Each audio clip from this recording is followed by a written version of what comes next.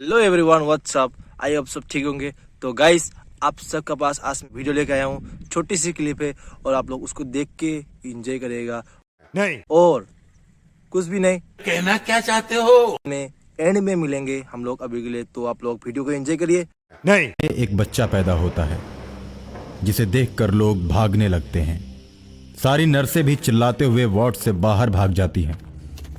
उस बच्चे को छूने का साहस किसी में भी नहीं होता है। बच्चे का शरीर दो भागों में बटा होता है, एक भाग लड़की का और एक भाग लड़के का। नर्सों के भाग जाने के बाद दोनों भाग आपस में जुड़ जाते हैं और जुड़ते ही बच्चा बहुत जोर जोर से रोने लगता है, जिसकी आवाज सुनकर लोग डर जाते हैं। लेकिन उसकी माँ उसकी आवाज सुनकर जग जाती है और उस बच्चे को दूध पिलाने लगती है। माँ का दूध पीते ही बच्चा चुप हो जाता है।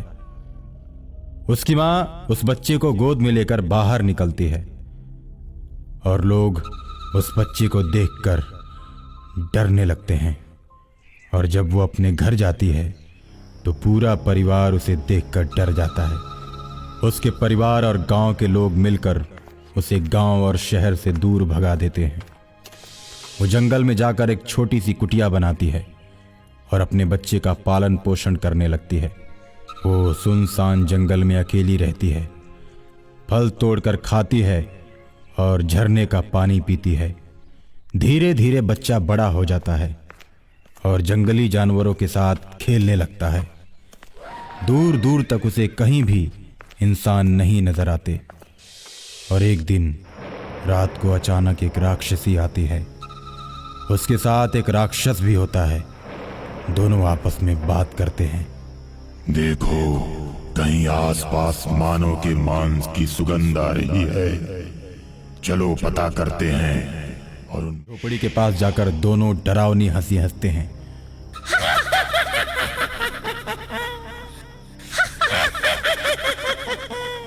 आज हम दोनों तुम दोनों को खाएंगे।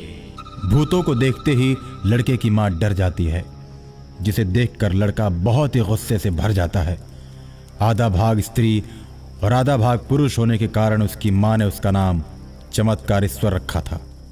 चमत्कारेश्वर अपनी मां को जब डरा हुआ देखता है तो भूतों पर क्रोधित हो जाता है और उनसे कहता है, तुम दोनों ने हमारी मां को डराया है, मैं तुम लोगों को जीवित नहीं छोड़ूंगा।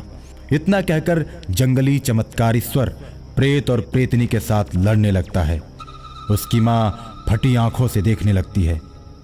चमत्कारेश्वर को लड़ते देख उसके मित्र जंगली जानवर शेर और हाथी भी उसकी मदद के लिए पहुंच जाते हैं और दोनों राक्षसों को खूब मारते हैं। दोनों राक्षस चिल्लाते हुए भागते हैं, लेकिन हाथी उन्हें अपने पैरों के नीचे दबा देता है। मैं तुम दोनों को छोड़ रहा हूं, अब इधर भूल कर भी मत आना, नहीं तो मारे जाओगे। चमत्कारेश्वर का इशारा पाते ही दोनों के ऊपर से हाथी अपना पैर हटा देता है और उसके बाद वो दोनों भाग जाते हैं। चमत्कारेश्वर की बहादुरी देखकर उसकी मां मन ही मन बहुत खुश होती है और उसे सीने से लगा लेती है। चमत्कारेश्वर अपने परिवार के बारे में मां से पूछता है तो मां बीते दिनों की सारी घटनाएं उसे बताती है, जिसे सुनकर चमत्कारेश्वर बहुत दुखी होता है और एक दिन अपनी मां से कहता है, मां, मुझे भी अपना गांव दिखाओ।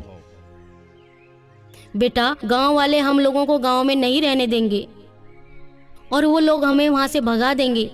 मां, चाहे जो हो, मैं एक दिन अपने गांव को देखना चाहता हूं। बेटे की जिद के आगे मां झुक जाती है और दोनों चलते चलते रात में अपने घर पहुंचते हैं। चमत्कारेश्वर दरवाजा तोड़कर अपने घर में प्रवेश करता है।